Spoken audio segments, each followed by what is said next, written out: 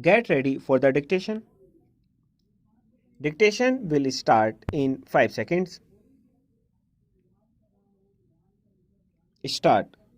If the members of that side of the house go to some other houses and hear lectures very seriously, they should come here and tell us that they are also going to increase the wages of the workers when such measures are brought up.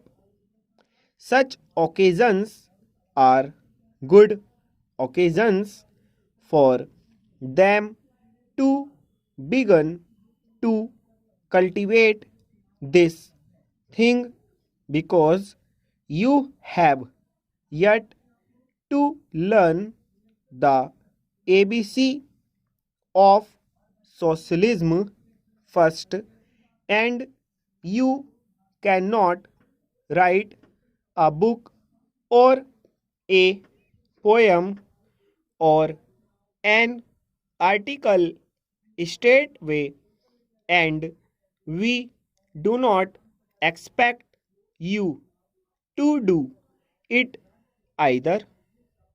But if you are really sincere about what you are talking, you should try to learn the ABC, that is to say, vegan, with giving the workers a fair deal, giving them a living wage, and dealing with the workers here in this will. You should make provisions for them.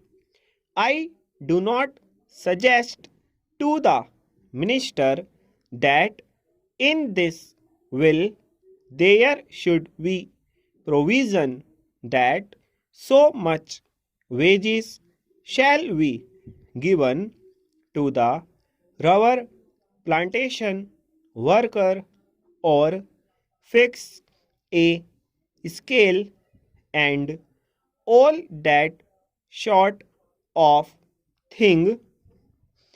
All that I have proposed in this amendment is that the board should be given that reorientation of outlook, should be given the direction that the wages have to be increased, and that they have to consciously work for it. That is all that I demand in this amendment. Sir, we do not like that our workers should be exploited by the pupil, and he will not deny, because it has been pointed out from that side of the house also that huge profits are being amassed that cannot spend the money. The British, who are earning out of this industry, cannot spend the money with all their luxury and extravagance. They cannot spend that money here in this country. They send this money abroad.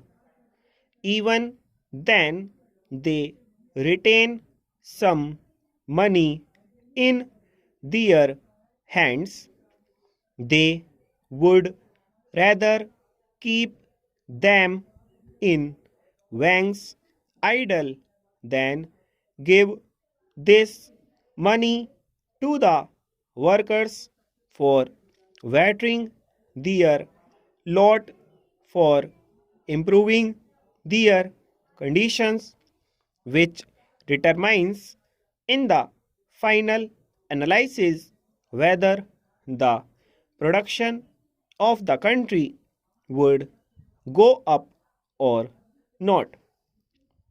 Now, sir, I read with great interest the Select Committee's report, especially the portion of the evidence appended to it, and I would ask you also, sir, to reread if you have already read this interesting document. You see here Mr. T.T. Krishnamachari crossing swords with an important representatives of the British interests, the British rubber interests in this country. Now it is all a wordy battle. It is a sort of very interesting competition for being smart, one trying to overreach another in smartness. But at the same time, out of these discussions, it emerges that the British interests are totally unmindful of the interests of the workers, of the interest of the country as a whole. Although the British gentleman who came here to give evidence spoke to national interests and all that, here you will find many times stop.